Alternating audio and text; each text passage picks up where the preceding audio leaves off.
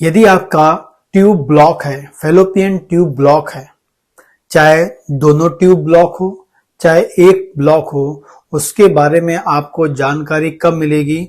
जब आप किसी डॉक्टर के पास जाएंगे। डॉक्टर के पास कब जाएंगे? जब आप प्रेगनेंसी के बारे में सोच रहे हैं। यदि आप प्रेगनेंसी के बारे में नहीं सोच रहे हैं तो आपको कभी मालूम नहीं चल पाएगा कि आपकी ट्यूब ब्लॉक है। यदि आप प्रेगनेंसी के बारे में सोच रहे हैं और जब प्रेगनेंसी के बारे में सोचते हैं और कई बार ट्राई कर लेते हैं, 6 महीने 1 साल, और तब भी बच्चा नहीं होता है, तो फिर आप डॉक्टर के पास जाते हैं, वो सोनोग्राफी कराएंगे और वहां आपको मालूम चलेगा कि आपकी एक ट्यूब ब्लॉक है। आपको मालूम चलेगा दोनों ट्यूब ब्लॉक है। ठीक है, तो फिर क्या है? डरने की बात नहीं है। बिल्कुल आज के जमाने में मेडिकल साइंस इतना ज्यादा इंप्रूव कर चुका है, इतना डेवलप हो चुका है कि सब पॉसिबल है। ठीक है, तो आपको एक अच्छे गायनेकोलॉजिस्ट से कंसल्ट करना है एंड उसके बाद यदि आपकी एक ट्यूब ब्लॉक है तो प्रेगनेंसी होने की संभावना होती है, क्योंकि एक जो ट्यूब ओपन है वहां जाकर स्पर्म ओवम से मिल सकता है, जाइगोट बना सकता है और बच्चे का डेवलपमेंट फिर आपके बच्चेदानी में हो जाएगा। ठीक है, लेकिन उसमें आपको ये देखना होगा कि किस टाइम प्रॉपर आपका जो अंडा है वहां निकल के आता है। प्रॉपर टाइमिंग आपको देखनी पड़ेगी, इसलिए आपको फॉलिकुलर स्टडी करानी पड़ेगी। क्या करनी पड़ेगी? फॉलिकुलर स्टडी करानी पड़ेगी। मतलब फॉलिकुलर स्टडी मतलब जो अंडा प्रॉपर बन रहा है, कब वो निकल के आएगा, कब फैलोपियन ट्यूब में पहुंचेगा, बिल्कुल क्या बेस्ट टाइम है, वो टाइम में ही आपको रिलेशन बनाना पड़ेगा ताकि स्पर्म पहुंच जाए और अंडे से मिल जाए। तो ये एक आपको नॉर्मली कर सकते हैं, लेकिन नॉर्मली एक ट्यूब ब्लॉक है और नॉर्मली आप कई बार कोशिश कर रहे हैं, उसके बावजूद भी नहीं होता है, तो फिर आपको अपने गायनेकोलॉजिस्ट से मिलना चाहिए। और फिर एक सिंपल टेक्निक होती है, इसका नाम होता है IUI। उस टेक्निक में क्या होता है, जो पुरुष का जो स्पर्म होता है उसको इंजेक्ट किया जाता है महिला के बच्चेदानी में, ताकि वो स्पर्म कहाँ पहुंच जाए?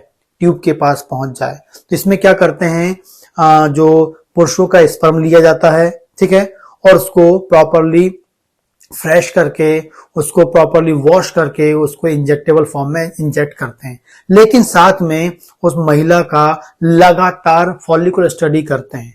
वो स्पर्म तभी आप, या जो मेल जो पुरुष का जो सीमेन है या जो स्पर्म है तभी आप इंजेक्ट करेंगे जब उस महिला में अंडाणु या अंडा बन के तैयार है, और अंडा बन के तैयार होने के बाद वो ट्यूब में आ गया है। तो उसमें महिला को लगातार ऑब्जर्व करते हैं और जिस दिन अंडा बन के ट्यूब में आ गया है उसी दिन उसके स्पर्म को इंजेक्ट कर देते हैं और दोनों स्पर्म अंदर जाएगा, अंडा से मिलेगा और फाइनली क्या हो जाएगा? जाइगोट बन जाएगा और प्रेगनेंसी होने की संभावना हो जाएगी। तो ये एक ट्यूब ब्लॉक होगा तो आपको ये करना है। लेकिन यदि आपकी दोनों ट्यूब ब्लॉक है तो इस कंडीशन में आपको क्या करना पड़ेगा? ठीक है, क्योंकि सबसे पहले जब भी ट्यूब ब्लॉक होता है तो आपको पता करना पड़ेगा कि उसकी बॉडी में इन्फेक्शन तो नहीं है, क्योंकि सबसे कॉमन इन्फेक्शन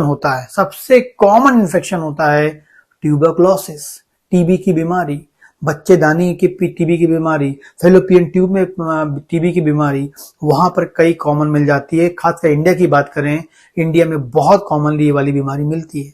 और जब ये टीबी की बीमारी होती है तो बहुत लंबे समय तक वहां पर इन्फ्लेमेशन होता है, इन्फेक्शन होता है, जिस कारण से सूजन आ जाती है। और ट्यूब में जब सूजन आएगी तो ट्यूब का जो अंदर का छेद होता है वो नैरो हो जाएगा, या ट्यूब का जो छेद है बिल्कुल बंद हो जाएगा due to inflammation, due to swelling. सूजन के कारण क्या हो जाएगा? वो आपका सुकड़ जाएगा। ठीक है, जिस कारण से ट्यूब ब्लॉक हो जाएगी। तो पहले आपको क्या करना पड़ेगा? इसके इन्फेक्शन को ठीक करना पड़ेगा, ट्यूबरकुलोसिस ठीक करना पड़ेगा। यदि ट्यूबरकुलोसिस आप ठीक कर देंगे तो इन्फेक्शन खत्म हो जाएगा, इन्फ्लेमेशन खत्म हो जाएगा, स्वेलिंग खत्म हो जाएगी, सूजन खत्म हो जाएगी, ट्यूब ओपन हो जाएगी, और उसके बाद फिर आप नेचुरल तरीके से आप कंसीव कर सकते हैं। क्योंकि ट्यूब ओपन हो जाएगी तो वहां जाकर ऑटोमेटिकली जो स्पर्म है वो अंडे से मिलेगा और जाइगोट बनाएगा और प्रेगनेंसी कर पाएगा। ठीक है, तो दोनों ट्यूब ब्लॉक होगी तो पहले आपको इन्फेक्शन ठीक करना पड़ेगा। यदि ट्यूबरकुलोसिस का है तो कॉमनली जो होता है उसको ठीक करने के बाद, प्रॉपर ट्रीटमेंट लेने के बाद, फिर आपको आगे जाकर इस कंसीव के बारे में सोचना पड़ेगा, प्रेगनेंसी के बारे में सोचना पड़ेगा। ठीक है। तो इंपॉर्टेंटली याद रखना है, एक ट्यूब होगा ब्लॉक तो इजीली आप प्रेगनेंसी कर सकते हैं, तुरंत कर सकते हैं। लेकिन दोनों ट्यूब ब्लॉक है तो पहले आपको इन्फेक्शन ठीक करना पड़ेगा और उसके बाद फिर आपको प्रेगनेंसी के बारे में सोचना है।